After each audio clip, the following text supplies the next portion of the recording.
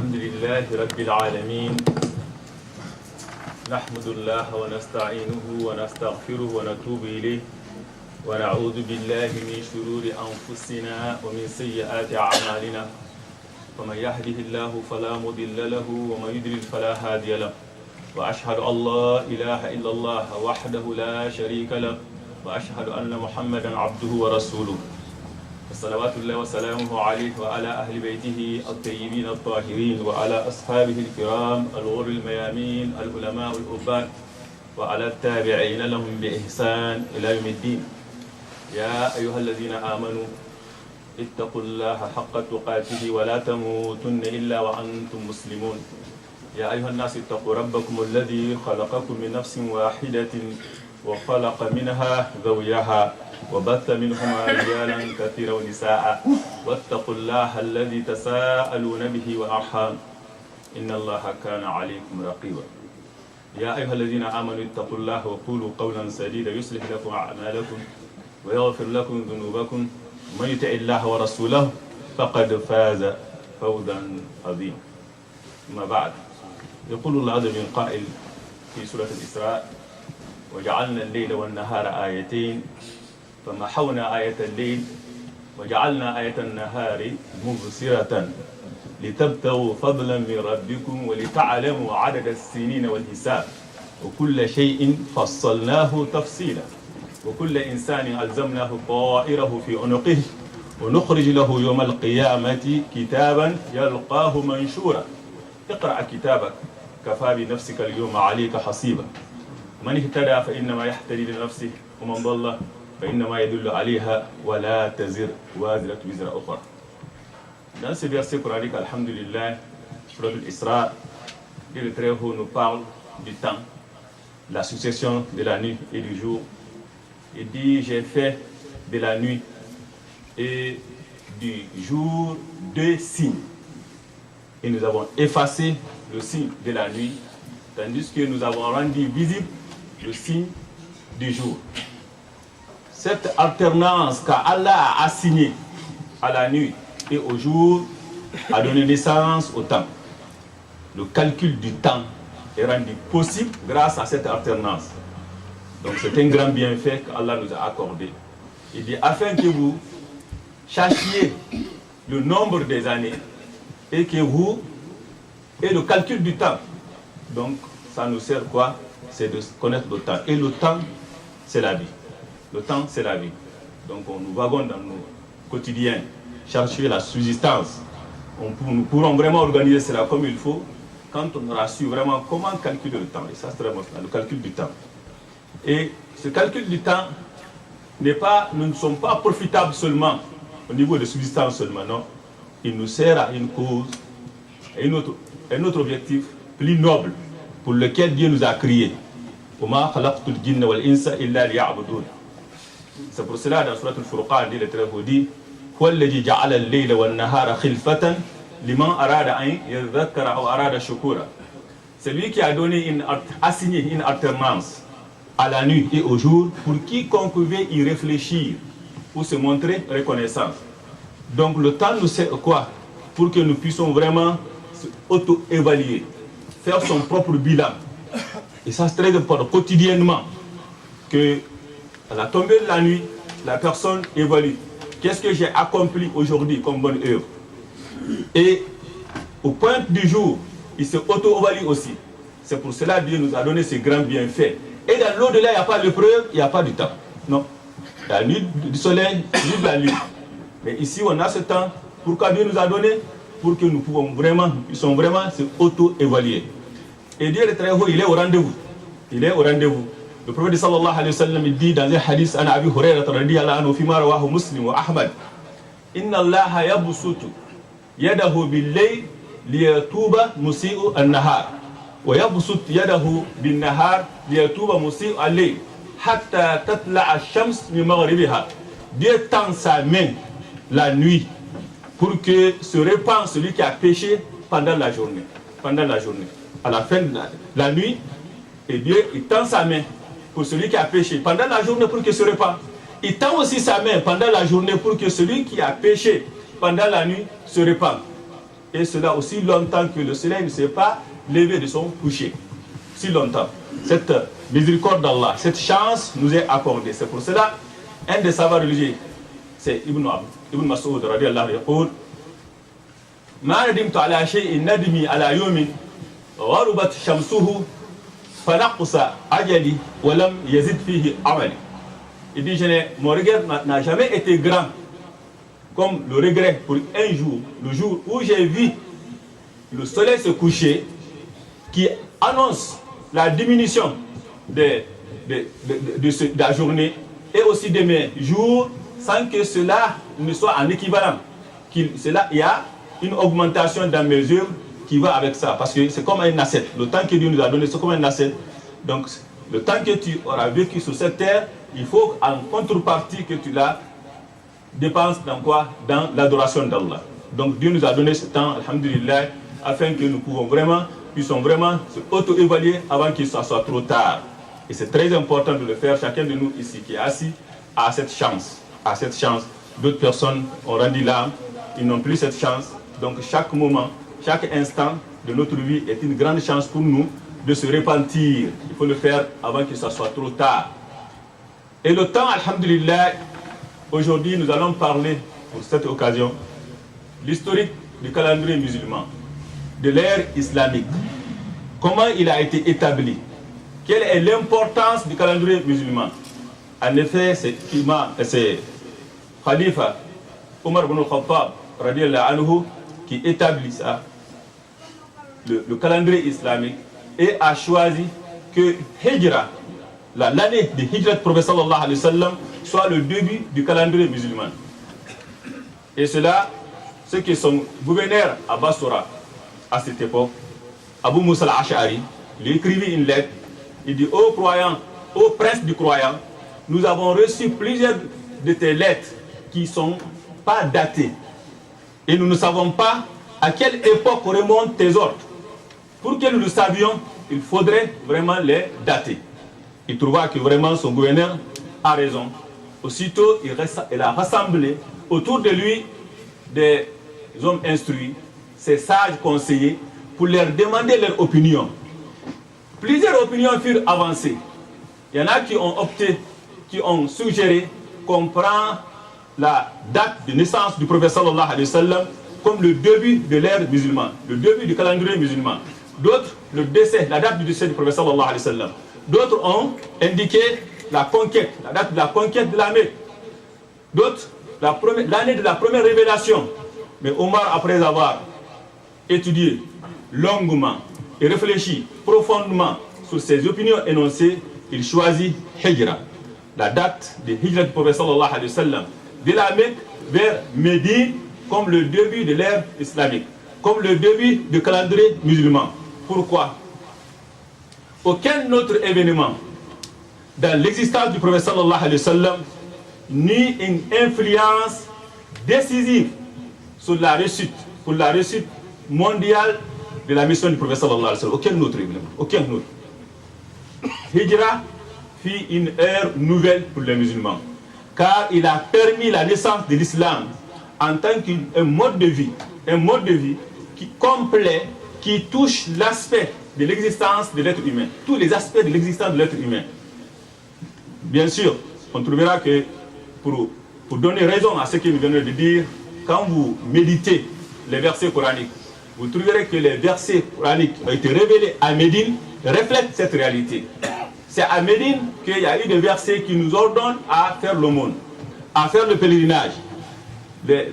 La relation entre l'homme et sa femme, la vie conjugale, le mariage, le divorce, entre les États, c'est à Médine que cela a commencé. Pourquoi? Parce que ça a permis aux musulmans de vivre en communauté, dans la fraternité, autour d'un seul chef. Donc c'est un événement majeur. Et quand on dit Hijra, on dit en français l'immigration. Ça ne reflète pas vraiment la réalité de ce mot, la portée de ce mot. Comme le dit un philosophe, il dit Hijra, c'est un acte de l'islam, c'est-à-dire de l'abandon à Allah, de confiance en lui. C'est ça Hijra. De se fier de tout ce qui est interdit vers ce que Allah a permis. C'est ça vraiment le vrai Hijra. C'est pour cela que le prophète sallallahu alayhi wa sallam dit Al-Muhajir, man hajira ma nahallah anhu. Il dit le vrai immigrant, le vrai Muhajir, celui qui a abandonné ce que Allah a interdit, envers ce que Allah a permis. Donc c'est très important. Ce n'est pas une immigration géographique seulement. Non, le but c'est pas ça. C'est de fuir de tout ce que Allah a interdit. Donc le meilleur hijra, la meilleure hijra, c'est hijratul qulub. Hijratul qulub, fil aqwal, wal amal, fi at-ta'at. C'est très important que la personne abandonne l'associationnisme, l'abandonne l'égoïsme, l'abandonne la haine, l'abandonne la rancœur vers la sincérité, vers l'unicité, vers l'adoration d'Allah. C'est ça la réalité de hijra. C'est pour cela le prophète sallallahu alayhi wa sallam, en disant, quand il a mentionné qu'il y a al-hijra, al-muhajir man hajira ma nahallah anhu, il a mentionné à côté de cela, il dit al-muslim man salim al-muslimun ou salim al-nas min lisanihi wa yadihi. Wal-mu'min man aminahu an-nas ala dima'ihi wa amwalihi. Il dit le vrai musulman, c'est lui que les gens sont à l'abri du méfait de sa langue et de ses mains. C'est ça le vrai musulman. C'est ça le vrai musulman. Et le vrai croyant, c'est lui que les gens vraiment peuvent lui faire confiance vis-à-vis de leur sang et leur bien. C'est pour cela, le vrai combattant, c'est qui? Al-Mujahid man jahada nafsahu fi ta'atillah. Celui qui combat son propre âme dans l'obéissance d'Allah. Il résiste devant la tentation de Satan. Il résiste devant toutes les tentations et il fuit vers son Seigneur. Il fuit vers son Seigneur. C'est ça vraiment al-hijra. Et cette hijra que nous venons de définir là, c'est cette hijra que tous les messagers presque, que ce soit Ibrahim, inni dhahibu ila rabbi sayahdin, que ce soit Moussa et d'autres ont accompli cette hijra. Il est obligatoire. Il est obligatoire au sujet pour une personne qui se trouve dans un endroit où il ne peut pas vraiment exercer sa religion librement. Donc cela ne veut pas dire, quand on divise aujourd'hui les pays musulmans, les pays non musulmans, c'est difficile vraiment à les diviser. Car le sens que nous venons de définir, tu peux trouver dans un pays non musulman qu'on peut vraiment exercer notre religion librement, alors que dans un certain pays musulman, ça sera difficile. Donc l'importance de quoi? C'est de se trouver dans un endroit où tu peux exercer ta religion librement. C'est ça al-hijra. Et ça, il est obligatoire pour chaque personne qui se trouve dans une position en difficulté, tu ne peux pas vraiment adorer son Seigneur librement.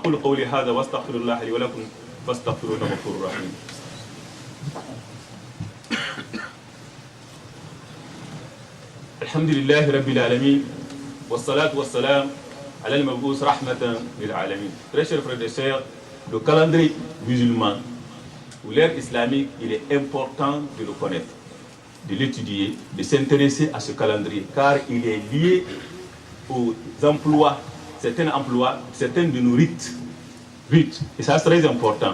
Celui qui vient accomplir le pèlerinage à la Hajj, Ashhurum Ma'lumat, il faut vraiment qu'il s'intéresse à ce calendrier, car c'est très important que les rites islamiques sont liés à ce calendrier, au mois lunaire. Ce n'est pas mois solaire, l'année solaire, non, c'est important. Et surtout, ceux qui s'acquittent de la zakat. Beaucoup de gens font des erreurs. Ils disent, je m'acquitte de ma zakat au premier jour de janvier. 1er janvier. C'est une erreur. Si tu t'acquittes de ta zakat cette année, au premier jour, au 1er janvier, l'année prochaine, ça ne sera pas 1er janvier. Ça va être quand? 20 décembre. Pourquoi? Parce que l'année lunaire est plus courte que l'année solaire d'une onzième d'année. D'une onzième de jours. 11 jours ou 12 jours. Donc c'est pour cela que c'est très important. Sans parler à certaines occasions culturelles exceptionnelles qui portent beaucoup de profit pour un croyant. Je parle ici Ayyamul Bid, les jours blancs, 13e jour, 14e jour, 15e jour, que le prophète sallallahu alayhi wa sallam gênait chaque mois. Donc pour savoir cela, il faut que la personne s'intéresse au calendrier musulman, au mois lunaire, savoir c'est quand l'apparition du croissant. Il doit savoir pourquoi, parce qu'il a envie. L'objectif, comme nous venons de dire, notre objectif c'est quoi? C'est d'adorer Allah, c'est de se rapprocher de notre Seigneur, c'est de maximiser notre chance pour entrer au paradis. Et cela se fait par quoi? En saisissant toutes les occasions. Donc les Ayyamul Bid est là. Et aussi Yom Arafat. Pour le savoir, il faut vraiment s'intéresser au calendrier musulman, Yom Ashura, et d'autres jours qui sont très importants, mois de Ramadan. Donc tout cela est lié vraiment à ce calendrier. C'est pour cela qu'il est très important. Malheureusement, beaucoup d'entre nous ne s'intéressent pas à ce calendrier. Alors ça fait partie vraiment de notre héritage, de notre culture.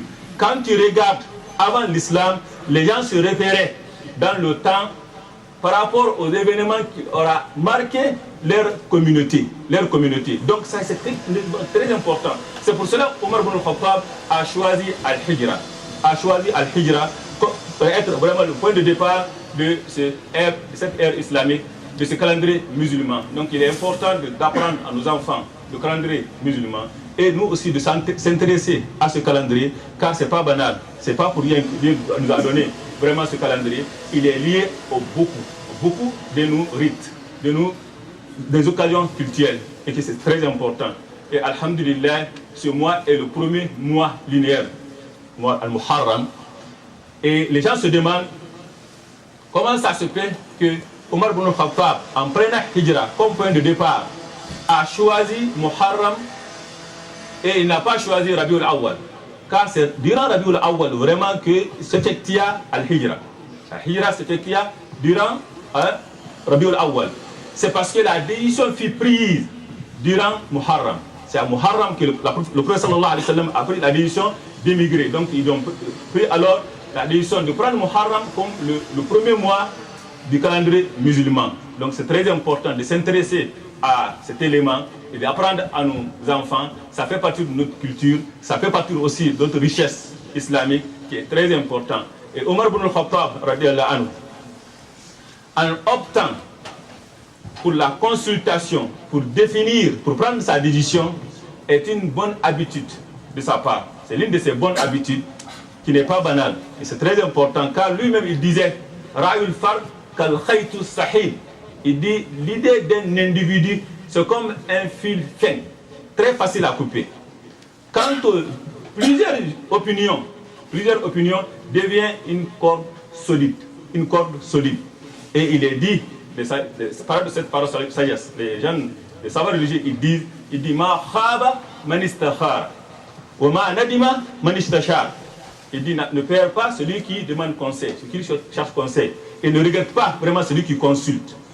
Et Omar ibn Khattab, en faisant ceci, en se basant sur la consultation pour gérer les affaires de l'État, ne fait que suivre la tradition du prophète sallallahu alayhi wa sallam, qui consultait ses compagnons à propos des affaires. Des fois, des affaires même qui touchent sa vie privée. Et cela aussi n'est pas étonnant, car c'est Dieu même qui lui a ordonné de faire ainsi. فبما رحمة من الله لنت لهم ولو كنت فظا غليظ القلب لانفضوا من حولك فاعف عنهم واستغفر لهم وشاورهم في الأمر فإذا عزمت فتوكل على الله إن الله يحب المتوكلين.